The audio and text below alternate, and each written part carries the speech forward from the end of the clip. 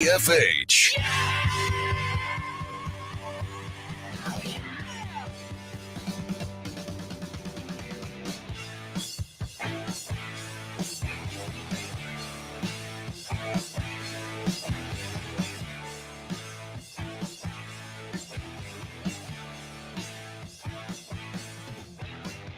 Gotta leave town, got another appointment.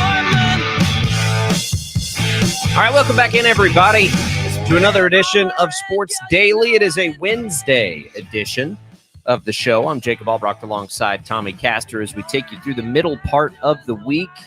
We will continue our festive spirit, our crazy giveaway weeks here on the show. We've got music tickets to Def Leppard and Motley Crue, Alice Cooper in Tulsa. We've got country music tickets to Thomas Rhett coming up later here in Wichita next week. We've got some free iced tea for you from HTO. We've got some movie tickets for you, a sneak peek at the newest superhero movie coming out pretty soon. All kinds of opportunities to win today, and you'll do it through the IHOP hotline at 869-1240. We'll get to that if you're listening to us on KFH. Welcome in. If you're watching us on our video streams, welcome in. We are streaming on Facebook, YouTube, and Twitch. So glad to have you a part of the program, no matter how you're listening in today. Jad Chambers on that IHOP hotline, manning it. Tommy Castor on the other side. Tommy, how are you this morning?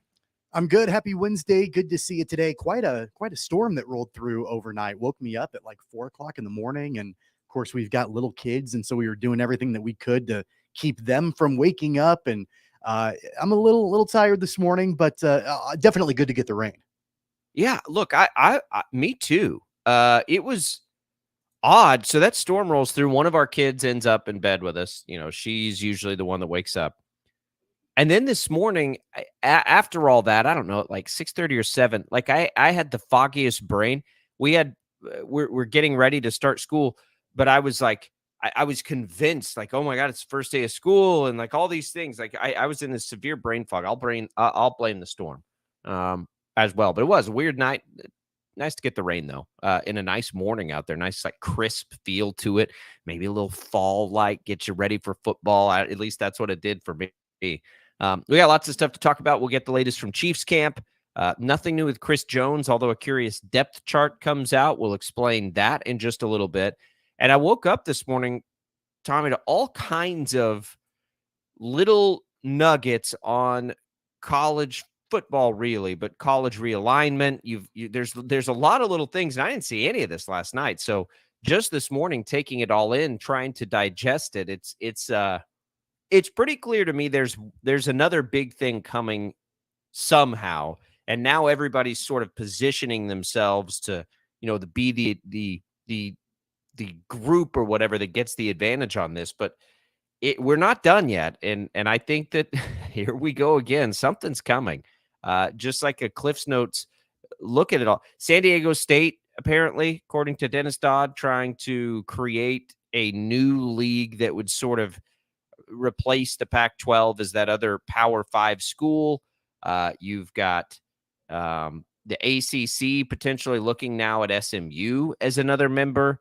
You've got, the SEC commissioner, Greg Sankey, sort of talking about things the first time. How does this impact the college football playoff? A few parts of that will need to be reevaluated. It was a busy, late evening night in all of this, I think, last night, Tommy, for just news and notes to come out of it. My biggest takeaway from all of that, San Diego State has had a pretty bad couple months. Like, it has not been good for them. I read the article about them trying to create this new power conference with the leftover Pac-12 teams and some schools from the Mountain West, the best schools from the Mountain West, some schools from the American, the best schools from there. And it sounds like that proposal very quickly died, very quickly flamed out. Now, San Diego State, their athletic director is on the record saying that they never tried to do this. Sure. But I mean, come on, like, that sounds like it's something that they were interested in because they wanted to be part of the Pac-12 for a long time. And, I think maybe in their minds, they thought this is about the only way we can make it happen. But the Mountain West, they showed loyalty. All the schools basically said, we're not going to break away. We're not going to, take a handful of teams away from the conference to create this new one. And San Diego State, it sounds like, is back to the drawing board. So it's not been a good couple of months for them. That was probably the one thing that stood out to me the most. I don't think San Diego State is a little bit miscast now, and I think that's their problem, right? They have wanted badly, I think, to be a part of the Pac-12, and they were such a fit there that I don't fault them at all because they want to be in on whatever this all settles into. They're in a good market. They're the only show in town right now. They have tremendous momentum in their athletics programs. Like, I get it. They're trying to do something. And I don't think that idea, by the way, is awful, to take the 4 remaining Pac-12s, or maybe it's just 2 remaining Pac-12s, depending on what happens with Cal and Stanford. We'll get into that in a minute. But to do that and then take, maybe the best of the American, the very top end of the Mountain West. But the thing about the Mountain West, Tommy, is like if they get 9 out of 12, they don't have to pay exit fees. So they're taking almost all the Mountain West anyway in a deal like that. And sort of, I think we actually talked about this a couple of days ago. Like, there is room for somebody, whether it's the Pac-12 or whatever you want to call it, to sort of take the place of the Pac-12. And, the real question at that point would become, can whatever that is really share revenue like the other leagues do? There's a lot of money involved in being designated, right, as a Power 5 conference. When it comes to the CFP, they get like a big old split of that thing. So I would imagine that you'll see resistance from the other 4 now. But who knows? I don't fault San Diego State at all for this, because San Diego State's being aggressive, right? They're doing the right thing. You have to be aggressive. If you sit back in this thing, it's going to kill you. It's going to kill you. And like, if I'm Oresco and the American, I'm calling the ACC every day and saying, hey guys, like, what can we do here? Like, we have got to, I think the AAC and the Mountain West merging, basically, and including those 4 Pac-12 schools or whatever's remaining of them, is not a bad play. And then seeing if Apple has a similar interest in the deal they offered up to the Pac-12. Because if Apple just is looking for subscribers, right, a big league like that could probably do that. Because think about it, Tommy, like, that's where a deal like Apple TV probably makes some sense, right? Like, if you're not used to your program being on linear television all the time anyway, then if you're Apple TV, let's take Wichita State, for instance. And again, it's not a football situation, which would dominate most of this, but you don't think every Shocker fan's going to figure out a way to watch Shocker games? I mean, you'd have a vast majority of your base here subscribe to be able to watch Shocker basketball and Shocker athletics. I mean, it's not that much different than right now what everybody's doing with ESPN Plus. So that does make some sense to me, and I don't fault San Diego State, because I think it's the right play. I think it's the right thing to do. And if you can get Apple, who maybe, if Apple's really wanting into the college sports landscape and offers up a similar deal, that's going to be a better deal than everybody's currently, got most in those situations outside of, Cal, Stanford, Washington State, and Oregon State. And I know that, schools individually have to be calculating. They have to assess the risk in being aggressive versus sitting back and letting their conference handle the situation. But I think that history has told us throughout this process that more often than not, the individual schools that are aggressive in basically planning their own destiny and taking matters into their own hands, they've been the ones more often than not that have been more successful and safer in this realignment. Look at Texas and Oklahoma. They took matters into their own hands. Now, those brands are huge. USC and UCLA, the same thing. Florida State is doing that. Like, they are, as an individual school, they are being aggressive. They're not sitting back and waiting to see what their own conference is doing. The only exception to that is San Diego State. Like, they've been aggressive, and it really hasn't panned out for them thus far. But I would, if I was another school, like if I was Stanford or Cal or another ACC school or a top tier American school, I'm not sure that I would feel super comfortable resting on what my conference might do. I think it's important that at that point, you step up, you take matters into your own hands, and you start making phone calls as an individual institution to see what you can take advantage of yourself. There is no question you do that, because what you mentioned right there at the beginning of that, the risk. I mean, what is the risk right now for those schools? Like, what? if you're not having the conversations, which listen, everybody is, like your risk is that you get left behind. That's what just happened to Oregon State, Washington State, Cal, and Stanford. Not that they intentionally did that, right? But there is going to be, when everything stops. And again, I think there is a fear that this will go on forever. I don't think that at all. I think that there is an end point to this, and it's when we sort through the ACC. That's the end point. How quickly that comes is a little bit more of a gray area because of the massive amounts of money on the buyouts. But like, there will be collateral damage somewhere. And it's just like, how far down does that trickle down? I think for a lot of schools, we haven't heard much, Tommy. Like, so we know that the bad end of this right now is like Washington State and Oregon State, right? That's you're like, man, that really sucks. That is awful. And I agree. But nobody really talks about yet the true beneficiaries in this. Imagine for a second how much better things are right now for the 4 initial additions to the Big 12. Like, think about where they were to where they are now. It reminds me of like TCU, right? Like, there's going to be collateral damage, but boy, there's also an opportunity from some of these, middle level schools currently to really take a leap ahead, just like Houston, Cincinnati, UCF, and BYU have done. Like, so yeah, there's collateral damage, but on the other end of it, there are great opportunities for schools who could never dream of those sorts of opportunities in the past. And I think San Diego State, as this example, fits that perfectly. Like, that's a school that has this chance now to somehow take this massive leap forward, just like the schools that have been added to the Big 12 have.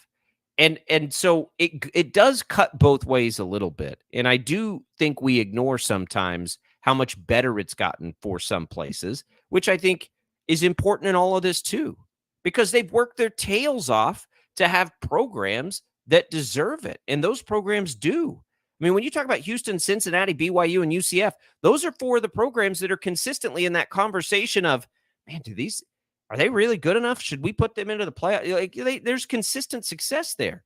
And when you look at Boise State and San Diego State, like, they are too, and they just haven't had their opportunity yet. And I hope they get it, quite frankly. I also think that we, generally speaking, as the public, underestimate the value of some of these other athletic brands. It's very easy to assess the value of a Texas and an OU. It's very easy to assess the value of Kansas basketball, Arizona basketball, Kansas State football, and now basketball. Like, you can, I think, very easily, maybe not dollar amounts, but you can assess the overall value that these brands have. And I think that there's been a perception that, like, especially in the Pac-12 collapse, that, well, I guess that means that Cal Berkeley and Washington State and the others don't have any value at all. Well, that's flat out wrong. They might not have value to the Big 10. They might not have value to the Big 12, but they have value. And they will make a conference like the Mountain West better and stronger and more watchable. They will make whatever this, if there's a merger, whatever that ends up looking like, the schools that remain, while they may not have been attractive for the Big 10, because of course the Big 10 has really high guidelines and whatever they want in schools, like, it's very tough to get in, I guess. They might not have fit that it's eyeballs, necessarily. It's eyeballs. I get it, but they might not have fit that necessarily, but they still have value. And I'm with you. I think that once the dust settles on all of that, we're going to see the schools that, like, right now, over the last 4 or 5 days, that have been the collateral damage, they've been in the crosshairs, they've been the ones left behind. We're going to see them land at a place where I think it's going to be good for them. And I would argue that the schools that were left in the Pac-12, they probably will be better off somewhere else anyway. So I look forward to seeing what that's going to be. If the branding of the Pac-12 will stick around, I have no idea. Or if these schools one by one will go elsewhere. But regardless, they still do have value. And I think that it's important that everybody remembers that. We're not looking at, it's not the island of misfit toys out there. Like these are like Oregon State has a great fan base. In Washington State, when Mike Leach coached there the last few years, like before he went to Mississippi State, they were fun to watch. Stanford under Jim Harbaugh, like all these schools have been there before. They're not cast-offs, and they're going to find a place to land, and it's going to be good for them. There's no question. And look, you look at okay, number one, we've seen exactly what you're talking about with the Big 12. There was this perception that the remainder of the Big 12 did not have value, and clearly it did. The networks tell you it did. And right now, and all these conferences can talk about academics. It's all about television contracts right now. And whether you love that, hate that, don't understand, that is what it is. Like it is getting the most eyeballs and money in these TV deals. And you can't have like people that really bothers people. And it's funny to me sometimes when I hear who it bothers. Like it bothers millionaire coaches, which makes no sense to me because you're millionaire coaches because people are watching your product on TV, right? Like, and it bothers like diehard college football fans you'll hear. And I'm like, why? Like you're getting an opportunity to see better games every Saturday. Like, why does this bother you? Like the playoff, the end result is going to be better. Our regular seasons are going to be way better, right? Like no more throw-in games at the beginning of a season and all of that stuff. No, now like there is incentive to schedule better games because there's a 12-team playoff. And you know that game that everybody loved when Georgia and Oregon play in the first week of the season isn't going to ruin your entire season. Like that's better than the alternative. I don't care what anybody says. Like to me, having better regular season games is better, and having a better postseason is better. And that's what comes when, the networks get involved in this stuff. So I don't understand the resistance to that. But let's just look at the Mountain West right now. Outside of Air Force and Wyoming, everybody's got an enrollment of at least 20,000, sometimes upwards of 30,000, Tommy. Like, that's not that crazy to imagine that if everything lined up right, if you really looked at it, I think that there are more schools there that make sense to having, some place in all of this, whether it's a new Power 5. You know what the enrollment at the University of Kansas is? It's around 20, isn't it? Yeah, 27, 28,000. Yeah, okay. I think. You know what the enrollment of UNLV is? A lot more than that. 30 some, I'm guessing. 30. You know what it is at San Diego State and San Jose State? 35. 35. And you're talking about major markets here. So, like, while people want to laugh at this, I'm like, guys, like, what would be wrong?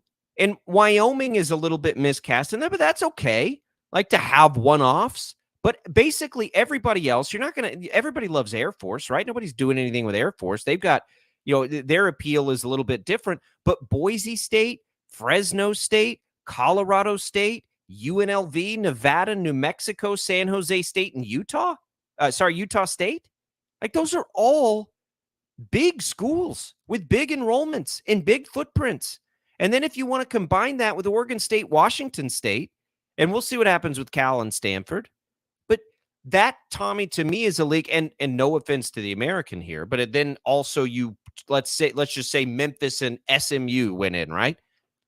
Like that to me would qualify enough to be considered a quote unquote Power 5 league. I would have no issue with that whatsoever. The one thing you would have to change is to say, okay, yes, you can be a Power 5 league. Yes, your footprint is good. I happen to think that TV deal, Tommy, is just as or more attractive than just what the Pac-12 was. So if Apple was willing to give that Pac-12 without USC and UCLA 20 to 25 million a year, I really think that they would be willing to do that for footprints that stinking large. The only thing you would have to change is how the qualifiers happen to the playoff, to the college football playoff.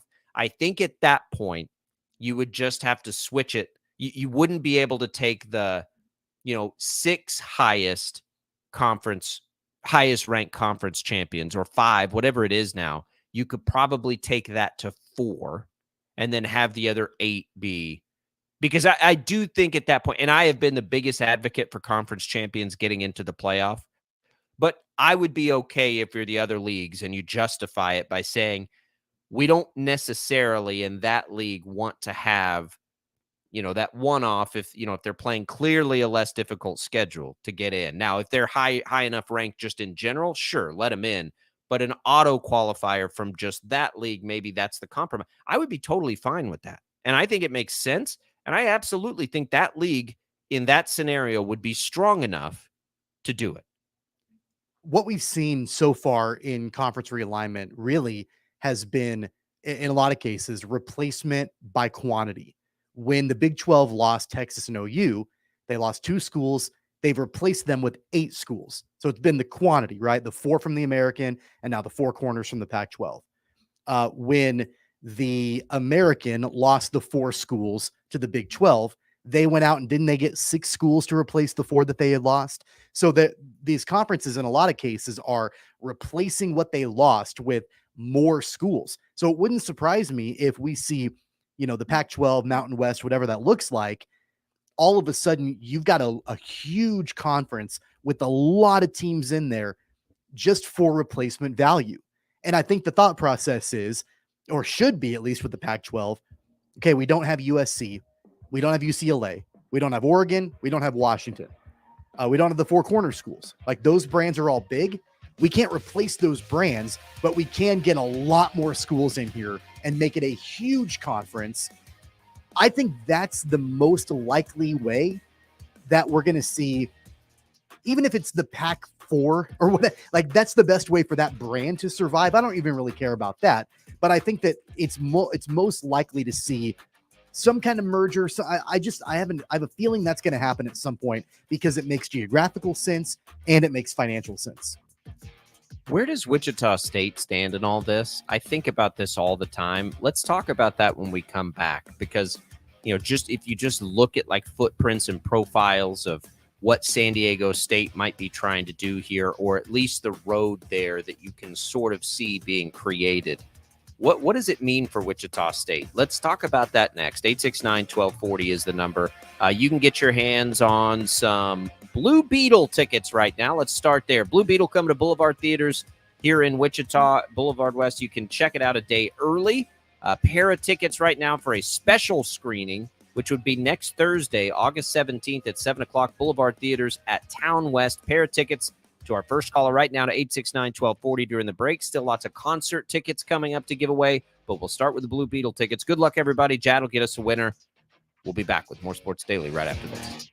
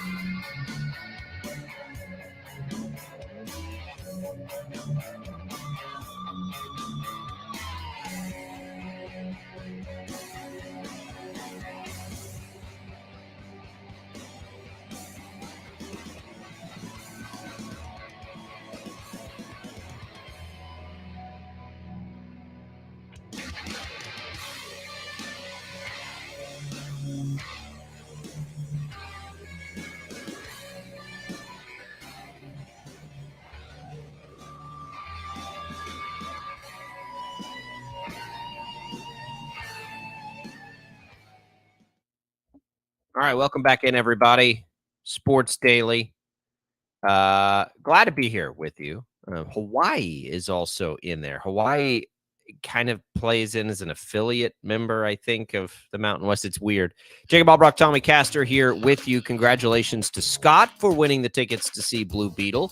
We'll give away some HTO. We'll give away some Def Leppard Motley Crue tickets, and we'll give away some Thomas Rhett tickets throughout the program today. So be sure to stay tuned for your opportunity to do that. We're talking conference realignment. So San Diego State reported, Dennis Dodd reported on a failed attempt to sort of create a new Power 5 league that would include, members of the Mountain West, the left out Pac-4 or even 2, depending on Cal and Stanford.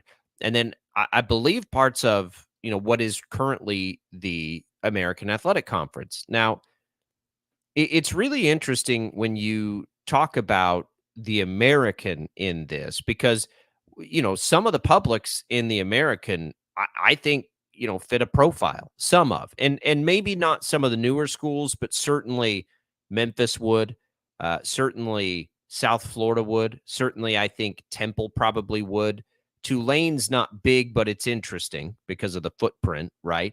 And you just look around and, not everybody would probably fit in there. And it would be, you want to talk about a leap if some of these schools made it. But it has me thinking about Wichita State. Wichita State's going to be in an interesting spot when the dust settles on all of this because football is obviously not the driver. And I've said this for a long time. Like, I don't know what the best path for the Shockers are. Here's what I do know is that Oresco in the American is always aggressive. So I like that. I don't know that like urgency is the answer for the Shockers as far as any of this goes, Tommy, because I do think ultimately the American is going to be aggressive. But I do think we need to begin to think about what the American is if Memphis and SMU and potentially South Florida, right, are gone. What do we think about the American at that point? And I think that, that gets really interesting for Wichita State. If you'd have asked that question, how long has it been, Tommy? 10 years ago, I think everyone would have, it would essentially be a lot like, I think, when you're in the Missouri Valley, right? And is that a place where you can consistently succeed and come out of? Look, that exact profile has worked for Gonzaga for a long time. And I think that's what makes this really interesting for Wichita State is when you're not led by football, how do you fit in to all of this? It's why I've always wondered if, like the Big East or the A-10, where you do have a bunch of you fit that profile pretty well. Does that ever make sense for Wichita State? I don't think, and it's not that important either for Wichita State because, again, you're not playing football. So who cares if you're in some Power 5 or whatever? It's never mattered. It doesn't really matter. You just have to, I think, make sure you're in a profile for your primarily men's and women's basketball programs. And so, I think Wichita State's going to be okay. And I think the urgency doesn't have to be there, Tommy, because they're not driven by football. And, if it was a football school, this would be very unsettling, unnerving, all of these things. But the fact that it's, not a football school, I think does buy a little patience here for the Shockers and the fan base. You mentioned Gonzaga as another school that has been led by basketball for a long time. The difference is they've been consistently great for 20 years under Mark Few. Sure. So that helps a lot. And the Shockers had a long stretch under Greg Marshall where they were up there too, the cream of the crop in college basketball. But there are a number of schools in the country that are led by basketball and that have success doing it. Look at Creighton. They're led by basketball. Xavier is led by basketball when they're good. Georgetown historically has been led by basketball. Right, for sure. I mean, that's why it was a basketball only conference. And those schools largely have been viable and successful members of a conference. And it hasn't diminished the quality of the program or like them being involved in it because they didn't have a great football program. I mean, really, honestly, it wasn't until a couple of years ago that anybody was even talking about Duke football or even North Carolina football. Those are different because they have football programs and they're in a portion of the country where you should probably have success in football, but they've been historically led by basketball. So even though the TV deals are driven by the product of football and the schools and the conferences that have the most eyeballs on football, they're the ones leading the conversation, and they always will. I think that there absolutely is a place for schools like Wichita State, Gonzaga, Creighton, others. And maybe those are conversations that, can be had nationally as far as let's get the best basketball only schools back together in a conference like the old Big East was. Gonzaga plays in the West Coast Conference and they dominate. Like year in and year out, they dominate that conference. But the West Coast Conference has gotten better. St. Mary's has gotten been better, good. Sure. Yeah, San Francisco's been good. Give them credit. Yeah. They've been improved, but Gonzaga historically has ran all over that conference the same way that Wichita State ran all over the Missouri Valley for a while. Creighton did too, and then they left. So I think that there can be those conversations, and I think it would be beneficial for Wichita State to engage in those conversations. At the same time that you're sitting back and you're seeing what is going to happen with the American, it's always good to have other plans, like contingency plans, backup plans in place. It doesn't hurt at all to have conversations. It doesn't. I think what I'm beginning to consider, though, is even let's say Memphis and SMU leave. I still think Wichita State profiles well in the American. I do. And, there's a lot of new names in that league, but you're talking about people that certainly deserve to be there. I mean, FAU obviously deserves to be there.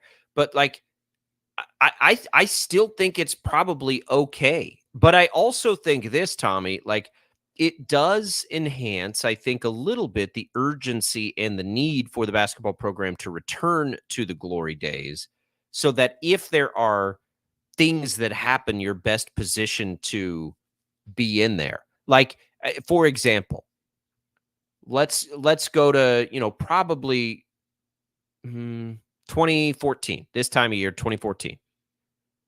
That would have been a good spot for Wichita. Like if there was some shakeup for the Shockers to be in. I mean, it's how they got into the American. I mean, you don't really have to, I guess, look at a better example than that. And you got to remember what the American was at that point too, when UConn was still there. Yeah, for sure. It's great. Right. And this massive jump.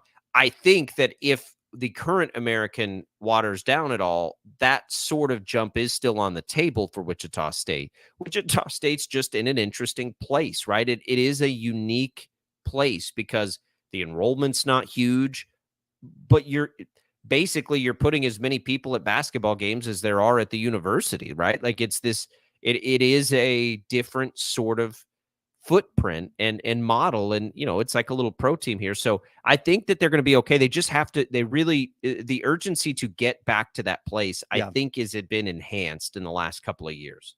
I've also wondered a lot over the last year or so, as soon as Cincinnati and Houston and UCF announced that they were going to the Big 12, and the schools that are now coming into the American.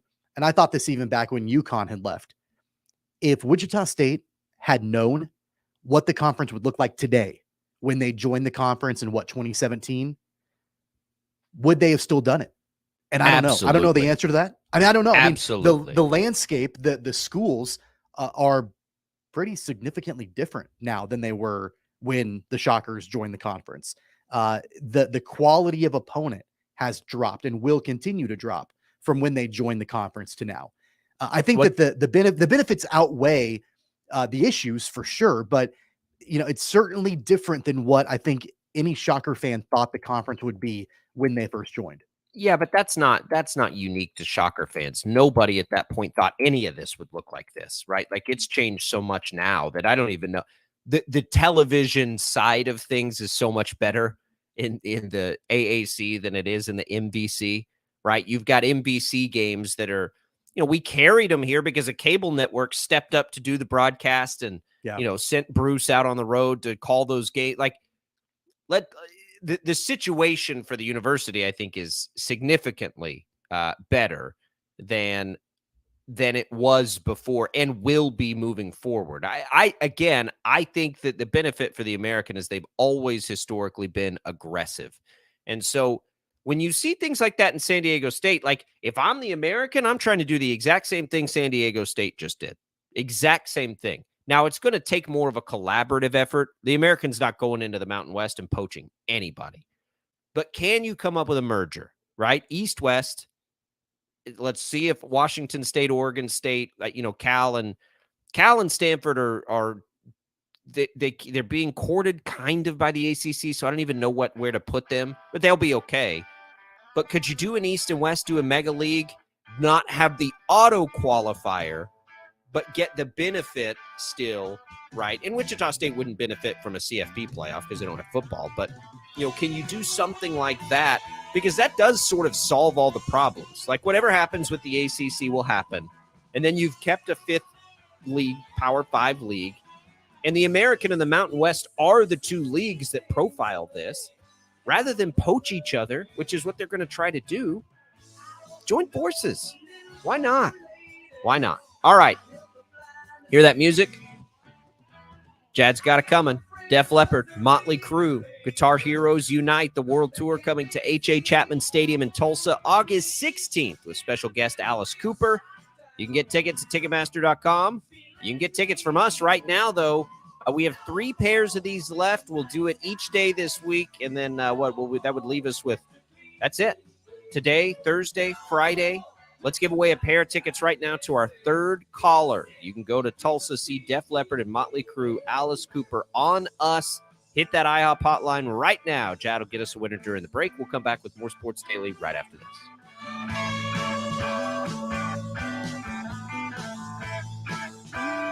97.5 and 1240 KFH. Brought to you by IHOP, celebrating their 65th anniversary with $5 all-you-can-eat pancakes. Women's soccer is on the world stage. No better place to get in on the action than FanDuel, America's #1 sportsbook and the official partner of KFH. Right now, new customers get a no-sweat first bet up to $1,000. That's up to $1,000 back in bonus bets if your first bet doesn't win. Promo code is TED. My name, Ted, T-E-D. Just go to FanDuel.com/TED to join today. Don't miss your chance to get a no-sweat first bet up to $1,000 when you join FanDuel today. Just go to FanDuel.com/TED to sign up. Team USA on the world stage in women's soccer. Make every moment more with FanDuel. 21 plus and present in Kansas. First online real money wager only. $10 deposit required. Refund issued with non-withdrawable bonus bets which expire in 7 days. Restrictions apply. See full terms at FanDuel.com/sportsbook. FanDuel is offering online sports wagering in Kansas under an agreement with Kansas Star Casino, LLC. Gambling problem? Getting help is your best bet. Call 1-800-522-4700 or visit ksgamblinghelp.com. Hi, I'm Tom Connor. Went to Mark Patrick's Hypnosis Seminar February 6, 2019. Nothing worked before. Left there and never smoked again. Amazing. Easy, affordable, and guaranteed. A year later, with my wife Michelle, attended Mark Patrick's weight loss seminar. She lost 18 pounds and I lost 43 in 8 weeks. It's true. Smoke 2 packs a day and nothing worked until Mark Patrick Hypnosis. Now we're losing weight together, eating healthy, pull out half the food, crazy, enjoying exercising. Who would have believed Mark Patrick Hypnosis really works? It's amazing. I can breathe again, my blood pressure went down, and I've got so much energy. So much energy.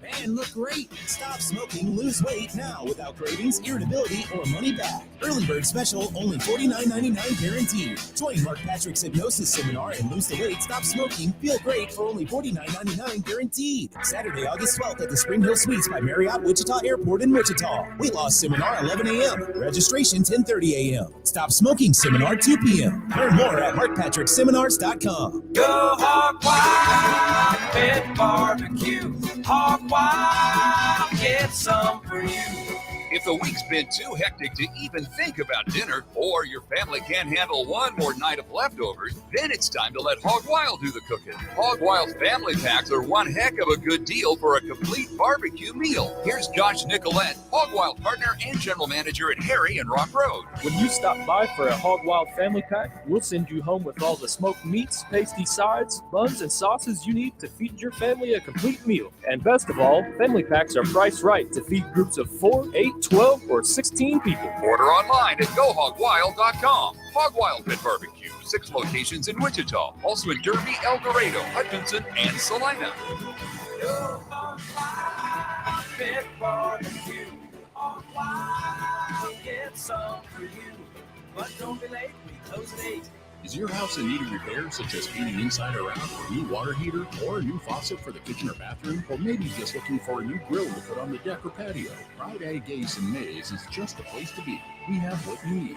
And remember, we take pride in serving. Come and enjoy a free birthday boil at Hook and Reel. Valid only with minimum of a 2 entree purchase, proof of ID, and also valid 3 days before and 3 days after birthday. Located in Town East Parking Lot, East Kellogg. This is John Olsey, Executive Director at Hope Ranch for Women, inviting you to our annual fundraiser on September the 7th at the Stockyards. This event supports our efforts to help women heal from sexual exploitation and human trafficking. Please join us for a great dinner, live auction, and our featured speaker, Tim Tebow. Purchase your tickets before August 25th at hoperanchforwomen.com. And we're glad Odyssey serves. At Grainger, we're for the ones who pay attention to every little detail. The ones who fuss, tinker, and sweat the small stuff. Because you know the tiniest thing can make the biggest difference when it comes to keeping business moving. We get it. We're the same way. offering access to product experts to help you quickly and easily find what you need. So whatever your industry, you know you're always getting professional grade products. Call, click Grainger.com, or just stop by. Grainger, for the ones who get it done. From local town councils to Capitol Hill, agents who are realtors are standing up for what's right. We're here protecting property rights. Here advocating for the issues that affect our neighborhoods. Here championing fair and equitable housing for all. Because we are realtors, bound by a code of ethics, driven to serve our communities. We're here for it all. We're here for you. Realtors are members of the National Association of Realtors. That's who we are. Oh, okay, take it easy. We're going on the air. This is Sports Daily on KFH.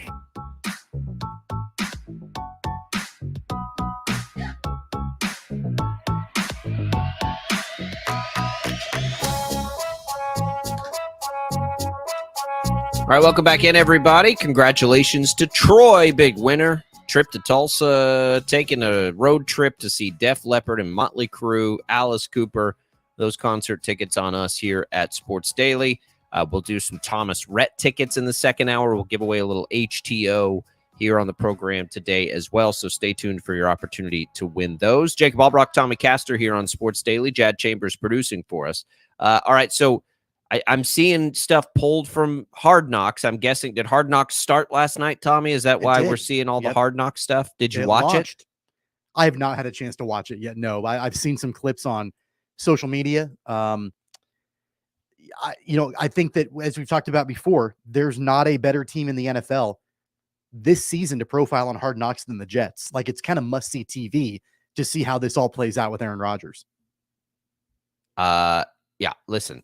I am interested in the Jets big time because I do think, and I have thought, and I saw the Robert Saleh Crow versus Eagles speech thing, which was fantastic, by the way. I've thought the entire time that the Jets absolutely could be a Super Bowl contender with Rodgers there. They were pretty dang good with nothing at quarterback last year. Even if Rodgers is closer to what he was last year versus 2 and 3 years ago when he was an MVP, I still think that's a massive upgrade. I think Breece Hall comes back.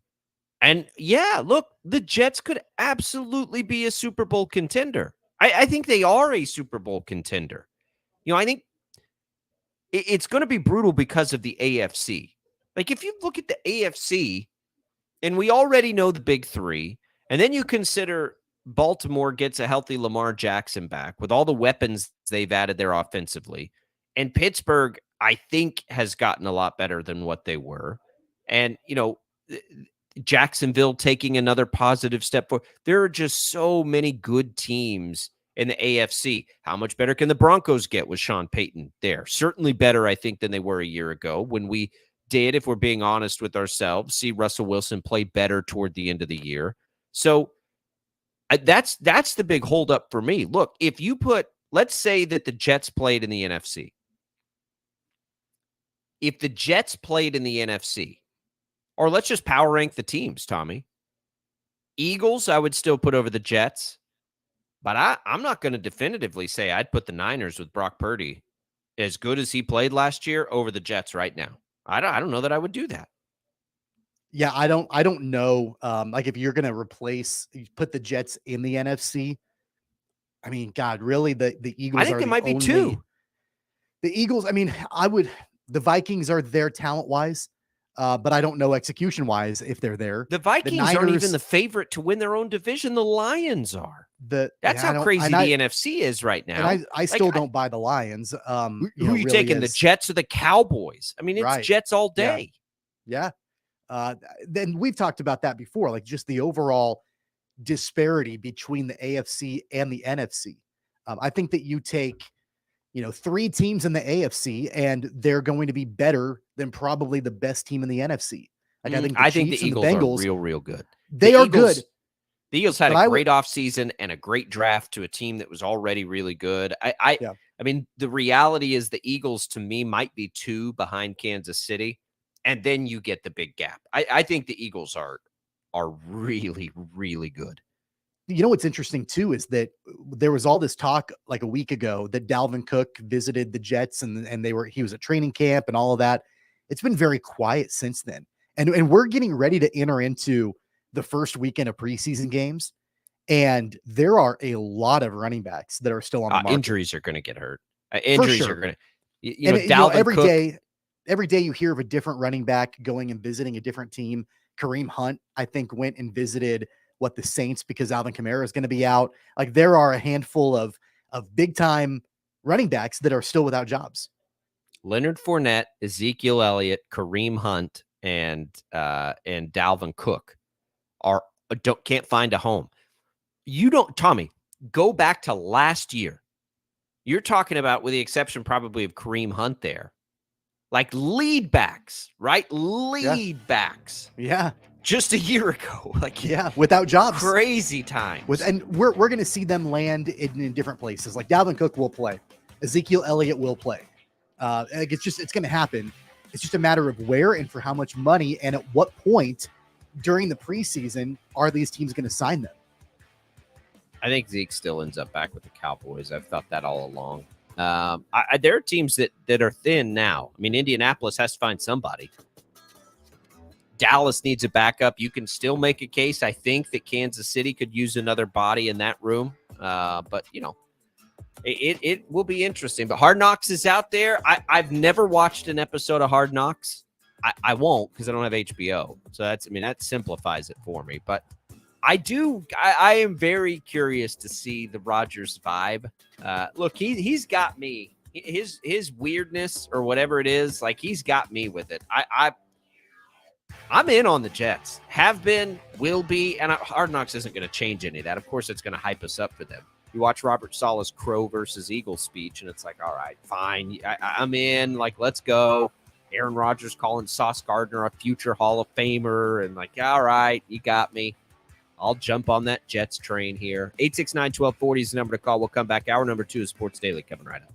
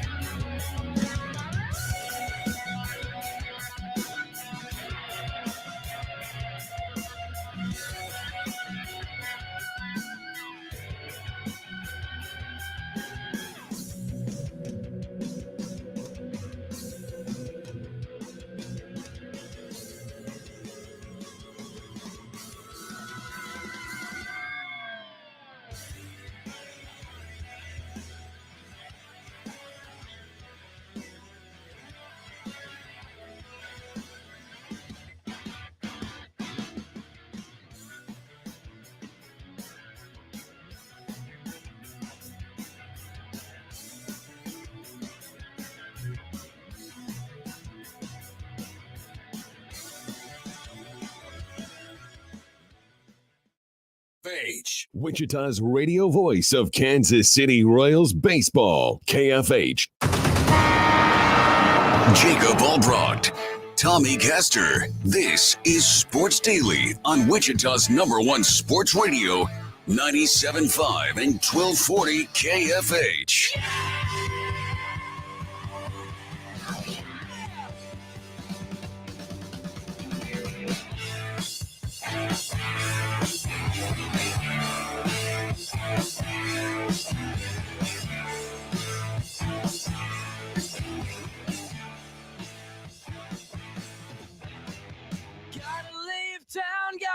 All right, welcome back, everybody. Sports Daily here on KFH. Jacob Albracht, Tommy Castor, Chad Chambers producing for us here. Hour number 2 getting underway.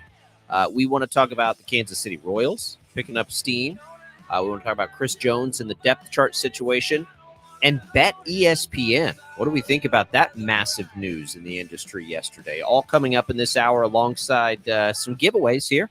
We'll give away Thomas Rhett tickets. He's playing in Wichita, big country music star. That's next week.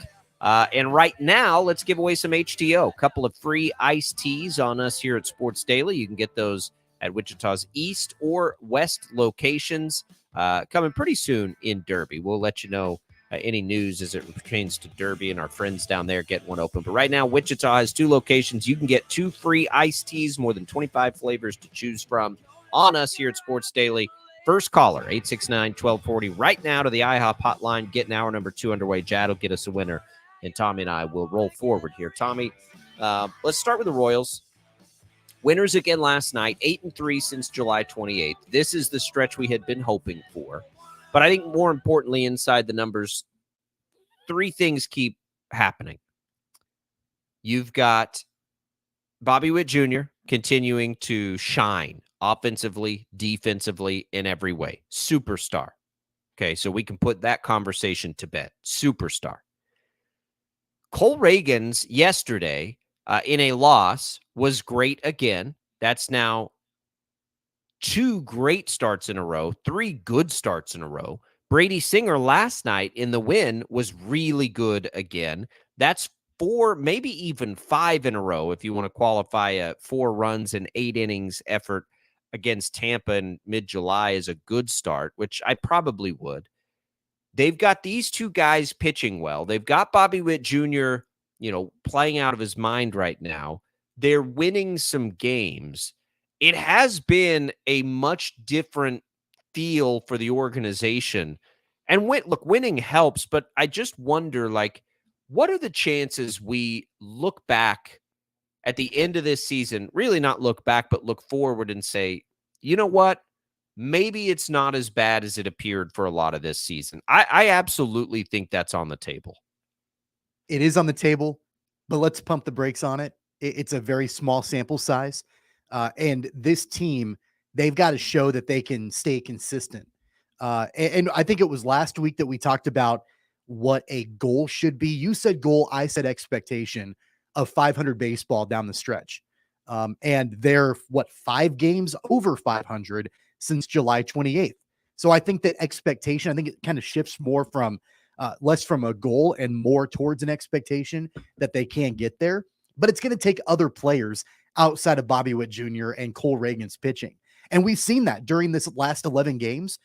Drew Waters has played really well. MJ Melendez has played well. There have been other players that have stepped up, and that's the way that it's going to have to be for this team. You can't just put it on Bobby Witt Jr.'s shoulders. And that's been the big question mark. Who else is even there? What do the Royals even have outside of him? And, I think that there are a handful of players that right now, if they continue to produce, even at an average level or better, then you feel more comfortable about them being on the roster in years to come. Let's look at the division for a second. Now, the other teams in the division are in a much better situation with their farm systems than the Royals are right now. But just at the big league level, think about the Royals, because their injury list right now is very unfortunate, right? Vinny Pasquantino, Nick Pratto, Brad Keller, and Daniel Lynch, all there. Well, those are 4 of the players we really wanted to see take steps forward this year. So it's been unfortunate on the injury front in that way, that those young guys are those players. But, Pascantino, if he comes back, I think we have moderate expectations for Prado. I don't really know. But if we just think about next year, an offense, really that's no matter what happens, going to be built around Bobby Witt Jr., Salvador Perez, and Vinny Pascantino. But it's that if you had a rotation and we can see Brady Singer and Cole Reagans pitch well down the stretch here, I don't know that that's so far off of what this division will be if they can have a strong free agency, in the offseason. And they have shown some ability to do that in years past. It's within the realm of possibility. I think that this isn't as bad as it appears. Now, foundationally, it's bad, right? Because they don't have much in the system. Everybody's called up, and a lot of these players have not developed the way they needed to. Don't misunderstand how disappointing that is for me. I'm not trying to say that at all. I'm just trying to say maybe the length of time it's bad is shorter than we feared not that long ago, right? I think there are some lights that are beginning to shine and flicker just a little bit at the end of that tunnel that could give you hope sooner than we feared early on when nothing was going right.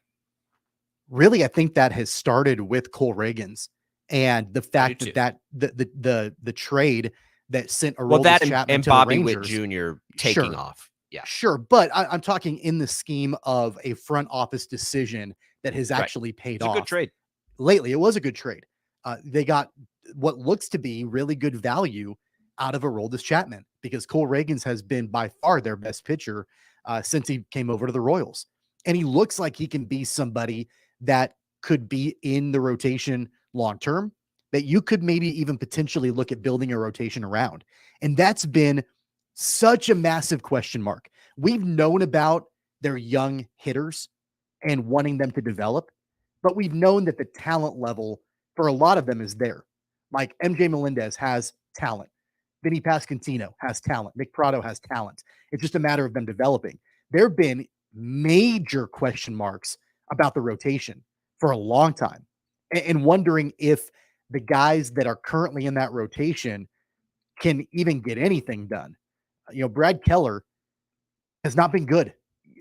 I mean, outside of the COVID year, has not been good. And he's been a mainstay in that rotation. Obviously, he got injured, but before that was a mainstay in the rotation. Daniel Lynch has not been what he was projected to be. Brady Singer has had flashes of that. You mentioned he pitched last night pretty well, but it hasn't been consistent. So there have been so many questions in the rotation. And of course, now Zach Greinke is on the injured list. So what do you do? And who else is there? And where can you fill those holes? And where can you find hope in the future for the pitching staff? And if it starts with Cole Reagans and the front office has shown that they can make a good trade and get a pitcher who can be a contributor in the rotation, that just means they can do it again in free agency. And they should. Yeah, they should. If it's Singer for me, that's really been if Singer's been pitching well for a month. Singer is one of the most interesting players in this organization. I love watching him pitch. I love the pace at which he pitches at. I love his attitude on the mound.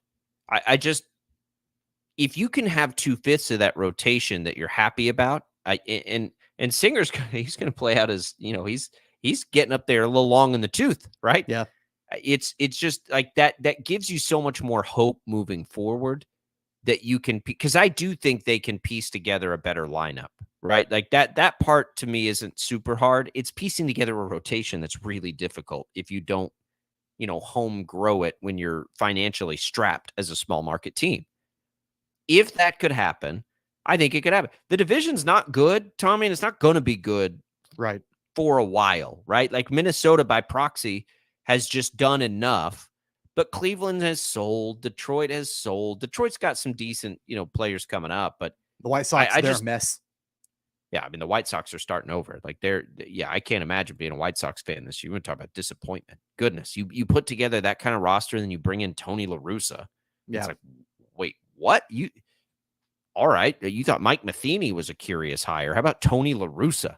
And now they've got, Pedro Griffo, probably going to be 1-year manager. I don't know what's going on there, but yeah, it just you've got like accusations from what a reliever that's now with the Yankees, that there's no clubhouse culture and players can do whatever they want, and just a lot of drama surrounding that franchise. Yeah. I mean, there's not that doesn't usually end well. That total freedom, right? That you give young, rich, athletic 20-year-olds. But whatever. I just think I'm very, very, very excited that the Royals are they're not must watch, but they are regular watch for baseball people and especially Royals fans right now. And that has everything to do with Bobby Witt Jr. He is that kind of player, by the way. That needs to be. Quick sidebar. Top priority for the Royals, get him signed up and extended through his arbitration years +1. At least get one more year. Take the Braves model and do that for Bobby Witt Jr. You want to show John Sherman, you want to show the fans you care about winning, go make sure your superstar is locked up, right? That needs to be priority 1 for the organization. But good on them for the Aroldis Chapman trade. Was a good trade. Cole Reagans was a great identified player who's not at the top of prospect lists, who had a skill set that saw him be highly successful in the minor leagues for a time. He was the Rangers' organizational pitcher of the year in the minor leagues. Like, that's a good return. And by the way, Aroldis Chapman's been really good, so it was nice to have a tradable piece. But they identified Aroldis Chapman and sort of, jumped out on that. There will be guys in the offseason that will offer them the same thing. You just have to do those kinds of trades. And maybe they did. Maybe AJ Preller and some of the trades that he made did identify. The Nicky Lopez one made us want to pull our eyes out. But the rest, it's a lot of type of players where you're like, okay, let's see what this player can do. And look, with Zach Greinke on the injured list, the Royals are going to give Taylor Hearn a shot. The guy that they acquired from the Braves in the Nicky Lopez trade, who was with the Rangers and has been terrible. They're going to bring him up to the major league roster. Yeah, that's not going to work out. See if there's anything left in that tank. I'm doubtful that that's going to happen, but they're going to at least give him a shot, which I'm okay with. Like, if you are going to get that piece in return, you have to at least see if there is anything left in the tank. So they're going to do that with Zach Greinke on the IL. That came out yesterday. But yeah, I mean, I think that model, and I want to relate this to the Chiefs organization for a little bit. We talk all the time about how Brett Veach goes out and he signs ancillary pieces around the big three, right? And he's going out, he's finding veterans at the league minimum, and they're coming in and they're having a little bit of success. And like in the case of Juju Smith-Schuster, it was kind of like a 1-year prove it deal. Then he went on to go get a bigger contract somewhere else. That's kind of been the model for what the Chiefs have done. The Royals can do that to an extent. But really the process is to find veterans that are looking to get back on track. You take a gamble on them, and then they build value and you trade them for young farm system players. That's what they did with Aroldis Chapman. That ended up being a great acquisition for the Royals. They've got to do more of that and find more of those players in the offseason that they can sign for not a ton of money, because the Royals aren't going to spend a lot of money, but for not a lot of money, and hope that they can turn their fortunes around and get back on track to where then they've got tradable value. Yeah, I agree. And they've done that in the past. And I'm so happy that they've been on this stretch that has been pretty fun to follow. Like, we needed that, and I'm glad they're giving it to us. And hopefully it lasts a long time. At least, 2/3 of the, rotation with Reagans and Singer. If you're a Royals fan, that almost becomes must watch to me, right? Like what those two do on the nights that they pitch. And maybe we can see some of the other assets that they acquired come up and just see what's in the tank there. But happy that they're doing it. You'll hear the Royals right here on KFH against the Red Sox tonight. Coverage begins right at 6:00. Let's switch gears here, Tommy, and go to the NFL real quick. Training camp. Chris Jones yesterday. You sent this to me. There's a depth chart out for the Saints game that features Chris Jones on it, right? That's the basis of this. That's the controversy here. Yeah, it is. I'm just looking at this depth chart right now, and it caught my eye because the beat writers for the Chiefs tweeted this out last night, and it's the quote unquote unofficial depth chart for the preseason game this weekend. And Chris Jones is listed as the starting defensive tackle. Does that mean anything? I don't know. Maybe, maybe not. I can't imagine that even if there is a signing done, that he'll be available to play this weekend. No, But I don't know if this absolutely is not. I don't know if this is a ploy from the Chiefs or what this is, but I saw it from multiple places last night, and I'm looking at this depth chart right now, and Chris Jones is listed as the starting defensive tackle alongside Derek Nottie, and Daniel Wise and Danny Shelton are the backups. Listen, number one, Chris Jones is not going to play Sunday. There's no way that they would trot him out there in a preseason game, except And keep in mind also, maybe like to, on line this up, depth say chart, hi, and then get off the field. Yeah, on this depth chart, Kadarius Toney is listed as the number 1 wide receiver. He's injured. Isaiah Pacheco is listed as the number 1 running back. He's not going to play. So take it with a grain of salt. But it does look like, and the way that I read this is what the Chiefs would like to see be their starting lineup in week 1 of the regular season. That's the way I read this. With the starting with the number 1 receivers. I guess the number 1 receivers being Kadarius Toney, Sky Moore, and Marquez Valdez-Scantling. You've got an offensive line with Donovan Smith, Joe Thuney, Creed Humphrey, Trey Smith, and Jawan Taylor at right tackle. I don't know. I mean, they are listing. They're for sure listing Jawan Taylor at right tackle, huh? They are. He's listed as right tackle. Donovan Smith is listed as the left tackle. Let's talk about that for a second. And this is not something that I've heard talked about at all at camp so far, and maybe I've missed it. But man, they spent a lot of money on Jawan there. Not to play right tackle. That to me is a little bit troubling, right? You didn't spend that money for him to play right tackle. Yeah. Now, I don't know if leads me to believe that there were questions when they signed him, like he's always been a right tackle, right? And they signed him to convert him. They signed him to convert him to left tackle, and there were questions about whether or not he could do that from the beginning, from the day they signed him. Maybe throughout OTAs and now training camp, it's come to light that maybe that's not a good idea. That's a miss if that happens. I mean, that's a miss. Not that Orlando Brown needed to be re-signed. I don't think he did. But if Jawan Taylor can't get over to the left side, that's going to be a problem. Yeah. I'd have to look at, the ins and outs of his contract, but that is interesting that we're still seeing him listed there. That's probably something we need to pay a little more attention to as we make our way through the preseason. Because outside of Chris Jones, we know Tony's not going to be there, and we know we have our eye on these receivers. Okay, so if the receivers become the most watched part of the preseason, who starts games at left tackle might need to move up our list quickly, like what that looks like. Because they spent a lot of money to bring in Taylor, and they did not spend a lot of money to bring him in and play right tackle. I mean, that is not the case. A few other notes in this depth chart. The Chiefs have Mike Dana listed as one of the starting defensive ends alongside George Karlaftis.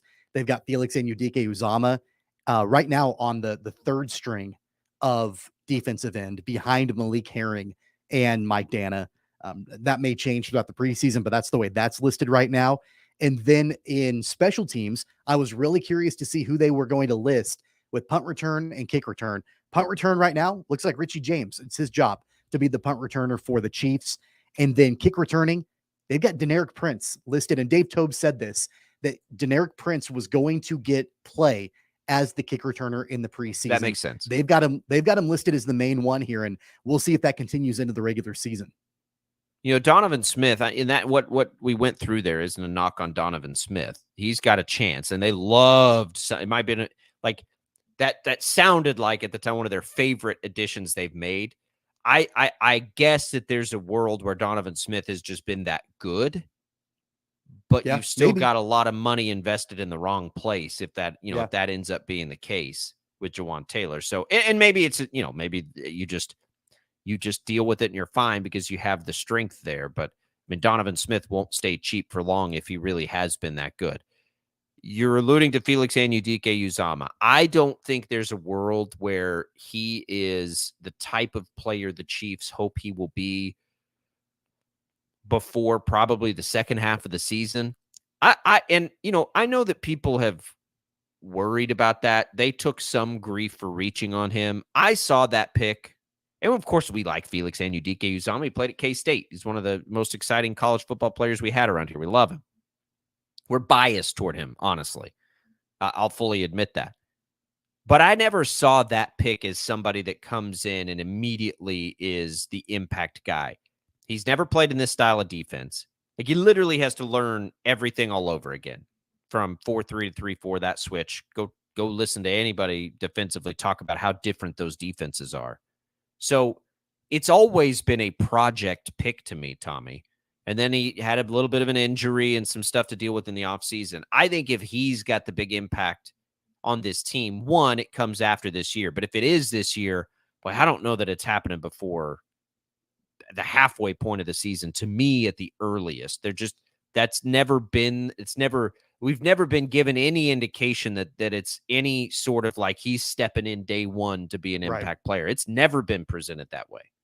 By the way, another former first-round pick from the Chiefs, Clyde Edwards-Helaire, as of right now at running back, listed as the third-string running back behind Isaiah Pacheco and Jerick McKinnon. That's why I still think they're going to bring in somebody. I know they like Deneric Prince. I know they do, and I do too. I love that story. I just think I think they need an experienced, potentially short yardage back. Not that I don't trust Pacheco. I love Pacheco. I just don't think he's going to hold up physically with the way he runs. And I'm not sure. I know you don't want Jerick McKinnon to be that guy, right? And if you don't trust Clyde Edwards-Helaire, which they don't, I mean, somebody like Zeke or Leonard Fournette or not Dalvin Cook. I don't even think Kareem Dalvin Hunt Cook's who come I'm back to talking Kansas about. City? Would he ever come back to the Chiefs, do you think? I don't think they'd take him back. He by the way, Kareem Hunt by statistics and like metrics and all that stuff has fallen off a cliff. Oh, for sure. In ability, like not even close to the same player he was. So, but a guy like Zeke Elliott or Leonard Fournette, like I would be totally on board with that, assuming they come on the cheap. Like just as let's get him in the room. And boy, if anything happened to Pacheco, I just wouldn't want that responsibility to be thrust upon Deneric Prince. And I don't think Jerick McKinnon's that kind of player. And clearly the Chiefs don't trust Clyde Edwards-Helaire. So that's why I've always thought it might make some sense for them to bring one more vet in there as a backup, similar to what they did with Ronald Jones last year, honestly. And maybe they feel like Prince could be that guy. And if they do, I trust him on that. But I think there's a chance. 869-1240 is the number to call. Bet ESPN coming soon. Massive, massive news yesterday in the, sports betting, really sports media landscape yesterday comes. We'll talk about that. I don't know. I think it's exciting. I'm not sure. We'll discuss it. Albracht and Castor at Sports Daily on a Wednesday. We'll be right back.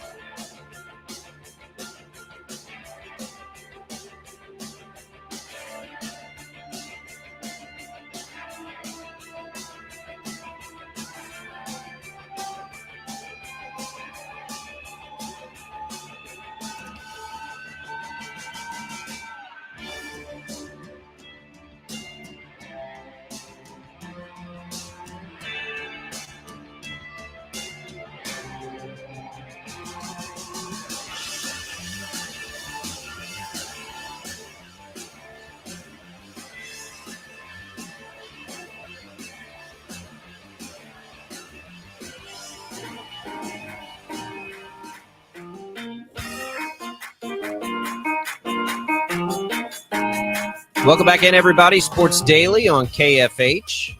Jacob Albracht, Tommy Castor with you here on the program. Quick question on our video stream coming in from Rick. Appreciate the question, Rick, asking how would Jawan Taylor be a mistake?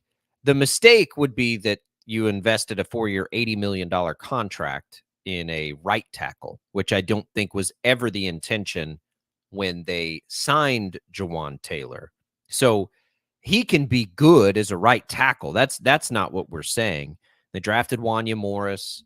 Again, if Wanya Morris ends up being the left tackle, it could still contractually be a mistake to spend 4 years and $80 million on a right tackle when you have Trey Smith and Creed Humphrey and Chris Jones needing contracts. That money going to right tackle has never, Tommy, I don't think, been the intention for the Chiefs. They didn't pay that much money for a right tackle. They wanted Taylor to be a left tackle. Now, if Donovan Smith outplays him, so be it. That's a great thing for this year, but it still does create a problem down the road. Yeah, it makes me wonder how comfortable, and the Chiefs had to have been extremely comfortable they were when they were negotiating with Jawan Taylor and bringing him in to play left tackle. That was, I think it would have been different if the conversation had been, Jawan Taylor is going to come in to play right tackle. Again, the contract would have been a lot smaller, but coming in to play right tackle. And if we can develop him to play left tackle, then that's an added bonus. But that's not the way that the conversation played out. It was Jawan Taylor is coming over to Kansas City to play left tackle, and we're going to pay him left tackle money to be able to do that.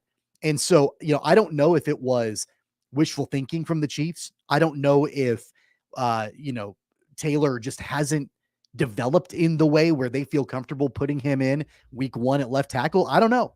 And again, this is an unofficial depth chart before the first preseason game. Right. Lots of things can change between now and opening weekend. But Absolutely.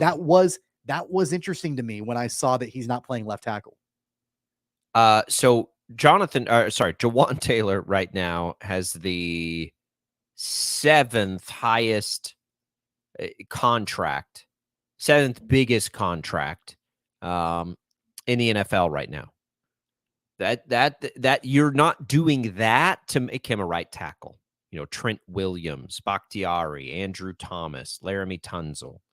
Where's Laramie Tunzel playing right now? He's been all over the place, but you know what I mean? He signed his deal a long time ago. You're just like, you want to spend that money on your left tackle and develop a right tackle, and then maybe that developed right tackle can slide over. Again, if Donovan Smith plays so well, and because he's been that kind of player, right? But if he's so good that he just commands the position, okay, maybe you kick the can down the road a year and Jawan Taylor just slides over next year. That would be fine. Like, if that's the scenario, that's okay.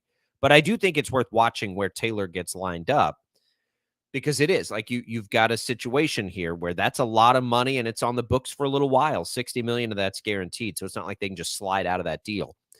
Yes, Rick is correct in like they just need him to be a starter and be good, but you definitely designed that money to go to the left tackle. And also keep in mind the timing of all of this too. Jawan Taylor signed his deal with the Chiefs on March 16th. And again, it was made clear at that time he's coming over to play left tackle. It was May 4th and they signed Donovan Smith. And I remember even at that time, like, okay, is there an issue here with Jawan Taylor? Like, they're signing Donovan Smith like less than 2 months after they signed Jawan Taylor, albeit a much smaller deal and maybe a contingency plan. But man, like I remember even at the time thinking, I wonder if Jawan Taylor is going to be able to play left tackle. And here we are. It's going to, and I don't know, we talked about it before, how Andy Reid structures preseason games. I don't know if we're going to see any kind of look at all this weekend at the number ones on the offensive line. I mean, maybe like one possession. But that's going to be something I'm going to be watching. By the way, in those deals, just kind of looking, Chris Lindstrom's a guard, right? And he's higher than Taylor. So maybe the Chiefs are just, in the marketplace doing this. But the reality is, back to the original point, they signed him to be the left tackle.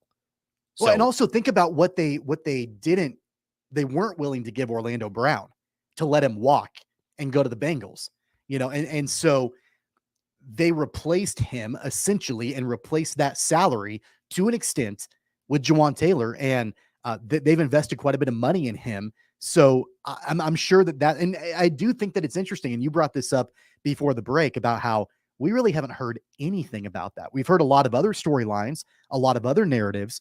There really hasn't been a whole lot of discussion about the way that offensive line, specifically Jawan Taylor, is playing out. It's going to be a really good line this year. Like it's going to be, and that's fine. I just big picture. And the reason that we have to look at a big picture is because Chris Jones doesn't have a contract, right? Like we have to think about like the financial implications of XYZ and the impact that they have, because Chris Jones still doesn't have a contract. So let's see if that all settles out. They'll probably be okay. And they've done such a good job drafting offensive linemen. My goodness, that hopefully Wanya Morris has the same sort of success that Creed Humphrey and Trey Smith have had. All right, Simon, let's talk about Bet ESPN. So this story happens yesterday. Basically, Penn, which is who ran the Barstool Sportsbook, which has been available in the state of Kansas. I don't know, like the circumstance. I don't want to use the wrong term here, but they basically broke up with Barstool, sold it back to the original Barstool people, and they're not going to, like, Barstool's not going to have anything to do with the sportsbook now. So they just took that same thing and switched it over. Now they're going to be in a partnership with ESPN, which, look, if I'm Penn, that's brilliant, number one. It does create a really interesting situation for ESPN, though. And look, like, people are going to be really worried about this, and oh my goodness, how are they going to handle having a partnership with a book? Well, they already did. They've been associated with Caesars, I think, for years now. They're just going to have their own branded betting thing. It does, and I get it. There will be some confusion sometimes, though. Like, how do you break away your news product from your betting product? Because while that's always been on the table, now it will be far more front and center, Tommy. And you have to be able to maintain the trust among the public that you're not trying to do things to enhance your betting product when you're talking about your news product. They already have betting shows, right? Like that ESPN Right. is Oh, already totally. airing But they're betting very shows. clearly betting shows. My biggest concern with this is not about whether or not they can effectively split up the news department and the betting department. It's more of the timing of all of this. Like, they're kind of late to the party, and can they compete with the FanDuels and the DraftKings and the BetMGMs of the world? And especially like locally, like we know the big three in Kansas, really, like they're the ones that have the most market share.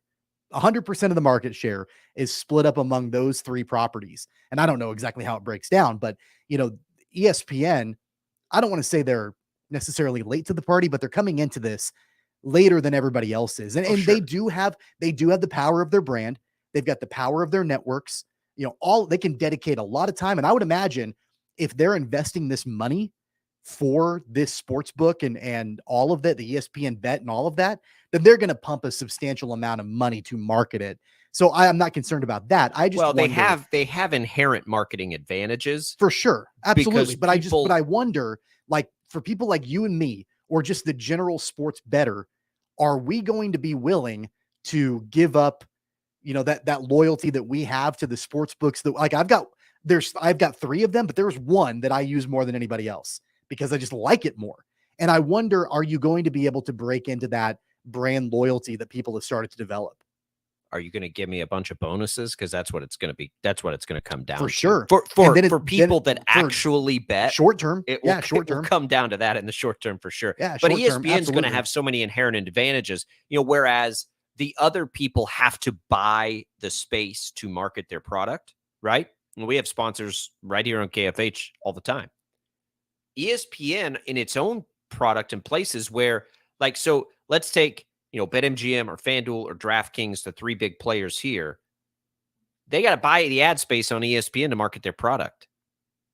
ESPN doesn't have to buy its own ad space, right? It's not like ESPN Bet needs to buy ad space from ESPN. You just have it. So whenever you want it on the bottom lines, when you're talking about lines, and it's already there.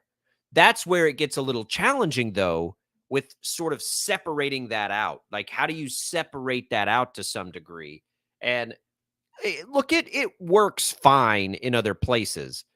I think Fox tried to have a betting service, didn't work. That becomes the other challenge is, can ESPN handle this? The one thing that's interesting about this partnership, and yeah, they're late to it, Tommy, but if Penn, the company that was running Barstool, that technology's already there. They just rebrand themselves, basically. Like, for that part, to me, is easy. And that's how, by the way, they're planning to launch this fall, which is like in a few weeks. That's how they can do that so easily. You just got to change the logos and just basically operate the same technology that you've had. I'm really curious to see how it goes. I am. And I'm really curious because I've always liked betting. To me, is interesting for the sports world, even if you don't bet, right? I've always said that. Like, you don't have to bet to appreciate value's not the right word. Perspective, I guess, is the right word that betting presents, right? It lets you know who's favored, who's the favorite in this game. It more easily sets us up for David and Goliath and like all of those kinds of things, trends, right? Like, so I don't think it's too much of a concern. ESPN's top personality, Scott Van Pelt, has been embracing betting for years and years and years and years, even before it was cool, right? So that part of it probably is easy, but it's like the Adam Schefters and the real news breakers that are a part of that they're going to have to be careful with that piece of it, because you don't want anybody to ever have some idea that the information being sent out there, right, is in any way being used to enhance your betting product. And that's the line. That's where the line is a little bit. For sure. And so according to Front Office Sports, I'm on an article right now. ESPN sources told them that the network's insiders, and specifically mentioned Adam Schefter, Adrian Wojnarowski, Jeff Passan, will be kept far away, apparently, from the betting side of this. And betting programs like the Daily Wager, which is on every day on ESPN, can't have them on those shows, and probably not have them involved in any way, shape, or form with any portion of that product that ESPN is looking to bring on. So who knows how long that'll last, but that is at least what sources are indicating right now. You mentioned it before. ESPN put out a statement saying that they vowed to continue their high standard of journalistic integrity when covering the sports betting space. So I believe that, by the way, it's not any different than teams having betting kiosks in stadiums and having to navigate these waters. Like, it doesn't, there are other people that will be far more concerned about this than I'm concerned. So does that, and I wonder, I'm just curious. I wonder, with ESPN getting into that space, then do you start to have restrictions on ESPN employees betting? Kind of in the same way that, players and coaches can't bet with the teams. Can Adam Schefter go place a bet when right after he's, I'm talking about him specifically, him doing it, not sharing like ideas, but like, should there be those restrictions in place? There probably should be. On just those people, but because you definitely want your other personalities talking about what they're betting, right? Like you absolutely want that, right? I want, whoever, I want Stephen A. Smith telling me who he's betting tonight if I'm, the person in charge of promoting that brand. But yeah, that's a good point. Maybe you don't let those. And the interesting thing is too, and we're a little bit in the weeds, those like Adam Schefter, for example, he's been a part of the fantasy football brand there for a long time. Right. So is it different than that? Can that now continue? I don't know. It will be, it'll be. Okay. Do you think it will work? Do you think 3 years from now that ESPN Bet is one of the brands left standing? FanDuel and DraftKings are all in. I think they're okay. BetMGM has so many advantages to its already established, casinos and product and name recognition and all of that stuff. So they're all fine. Those three are fine. But does ESPN have a place there where Barstool did not, I don't think, was not at the same level when it was that? I don't know. I'd call it 50-50. I think it can be in the mix. I think it can be one of them. I'm not sure it's going to overtake any of the established I don't think ones. It'll overtake. But I think it can be a player in that space. The only other point I want to make on this, I'll go on the record saying I'm not a big Barstool fan. I don't follow it. I don't really like it. I'm not really a Dave Portnoy fan. But man, he's a genius.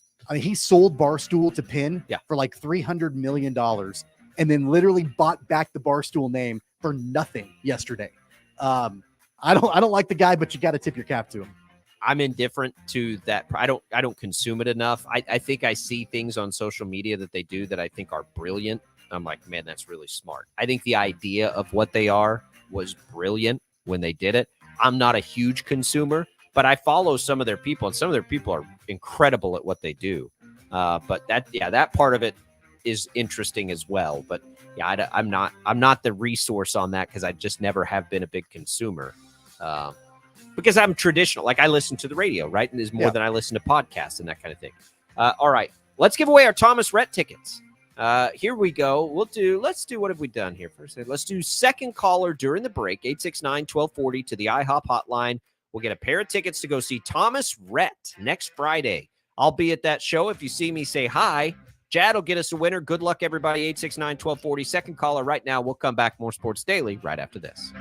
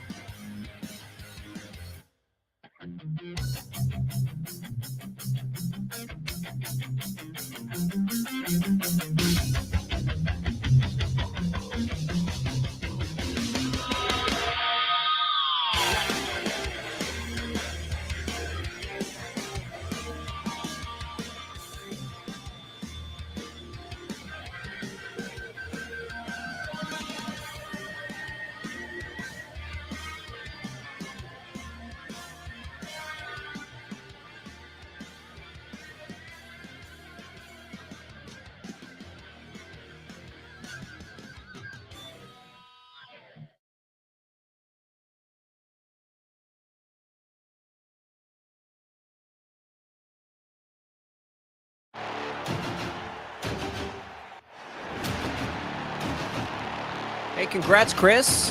Headed to Thomas Rhett, courtesy of us here at Sports Daily. He says his wife will be very happy. My wife will be very happy. That's why I'll be there next week too, Chris. So maybe we'll see you there. Tommy, Eric Bieniemy in the news yesterday. We probably need to spend a little more time with this tomorrow when we have more time, but we'll sort of set the table here. I guess that there are some, Commanders players who aren't taking to Eric Bieniemy's coaching style particularly well. And you've quickly seen a lot of the former Chiefs, including Tyreek Hill, jump up and be like, guys, it's going to make you better. Eric Bieniemy, I don't know if you saw his audio about it, though. Basically, it's some of the best Eric Bieniemy we've had. And more or less at the end of it, I think the gist of it, he sums up pretty quickly, like, if they're not playing well, my ass gets fired. So I'm going to do everything I can to make sure they're playing well. Eric Bieniemy's old school, man. And he demands a lot, but I don't think in any way that was something his former players with the Chiefs. If there were any issues with Eric Bieniemy, it wasn't that, right? Like he is old school, hard nosed. He's a really interesting dude, but I'm optimistic for Washington's chances to get better offensively because he's there. Yeah, I read that article where Ron Rivera mentioned that some of the players came to him with concerns about the way that Eric Bieniemy coaches them. And that, Ron Rivera defended Eric Bieniemy as he should. And Bieniemy said, look, I am going to be hard on them, but I'm also going to be their number one fan. I'm going to be their biggest cheerleader, but I'm also going to ride them, and that I like that. I mean, that's the way that it should be. I mean, these guys are professionals. They're playing for a ton of money. And there are coaches out there that just sort of let them do their thing, let their athletic ability, their natural talent shine through. Eric Bieniemy is like, no, like we're going to get the best out of you. And the article also quoted Antonio Gibson, the running back for the Commanders, who said, man, I'm in the best shape of my life after these OTAs and training camps working with Eric Bieniemy. That's not the way that the former offensive coordinator, Scott Turner, was there for a few years. That's not the way he operated. He was very apparently low key and laid back. It's a culture shift, but that's what the Commanders needed. Kind of a kick in the pants to jump forward. And if Eric Bieniemy can turn their fortunes around offensively, he might be a one and done in Washington. I think he will. He might be a head coach somewhere. I've said it before recently. I think if they are better, like in pretty good offensively this year and show clear improvement with their quarterback situation, he will be a head coach next year. Like he will be. He's out of Andy Reid's shadow. There is no shadow offensively in Washington, right? That's not going to be a problem for him. So if he can get that offense turned around and they're pretty good offensively, he'll be a head coach next year. And his style is different. It's very different. But Tommy, Andy Reid notoriously has one of the most difficult and grueling training camps that there is. So why does this surprise everybody that Eric Bieniemy comes in?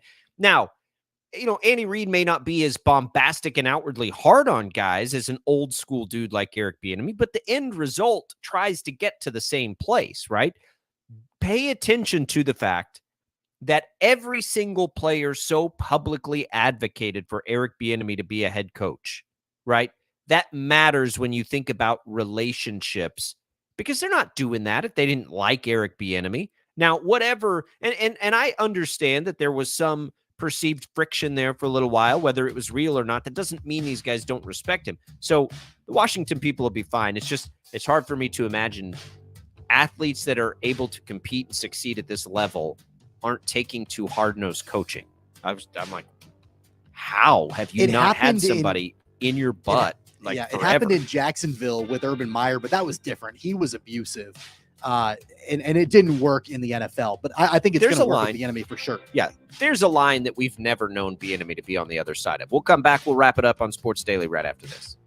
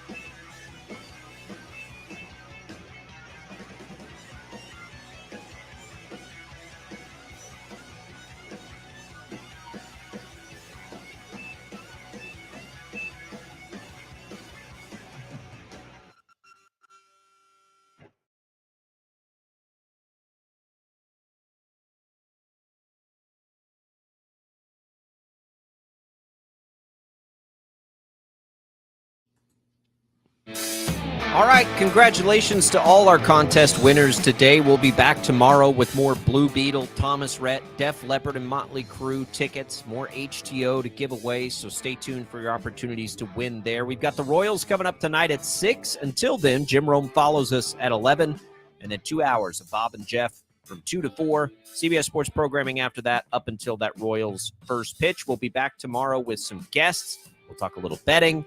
We'll talk a little conference realignment with Tim Fitzgerald, all kinds of fun stuff, and get more into the Eric Bieniemy situation. But we'll do that on Thursday. For Chad Chambers and Tommy Castor, I'm Jacob Albracht. We'll see you then.